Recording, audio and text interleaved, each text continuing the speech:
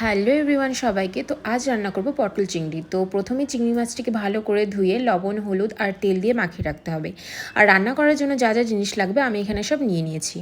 আর এখানে tomato paste এবং আদা, রসুন, পোস্ত আর শুকনো লঙ্কার একটি পেস্ট বানিয়ে নিতে হবে। তারপর চিংড়ি মাছটিকে ভালো করে তেলের মধ্যে ভেজে নিতে হবে। তারপর সেই তেলের মধ্যে আলু আর পটলটিকে ভেজে সাইডে রেখে দিতে হবে। সেই তেলের মধ্যে কিছু শুকনো মশলা ফোড়ন দিতে হবে। তারপর পেঁয়াজ কুচি দিয়ে দেওয়ার পরে যেই পেস্টটি আমি বানিয়ে রেখেছিলাম পোস্ত, আদা, রসুনের, সেটি দিয়ে দেওয়ার পর হলুদ, লবণ, জিরের গুঁড়ো, ধনে গুঁড়ো এইসব দিয়ে দেওয়ার পর টমেটো পেস্টটা দিয়ে দিতে হবে। তারপর এখানে আমি টক দইটা দিতেই হবে, কারণ টক দই দিলে টেস্ট খুব ভালো হয়। তারপর জল দিয়ে দেওয়ার পরে আলু আর পটল যেটা আমি ভেজে রেখেছিলাম সেগুলো এক এক করে দিয়ে দিলাম। এগুলো দিয়ে দেওয়ার পরে চিংড়ি মাছ দিয়ে দিতে হবে। দিয়ে দেওয়ার পরে অল্প গরম মশলা দিলেই তৈরি হয়ে যাবে আমাদের পটল চিংড়ির রেসিপিটি।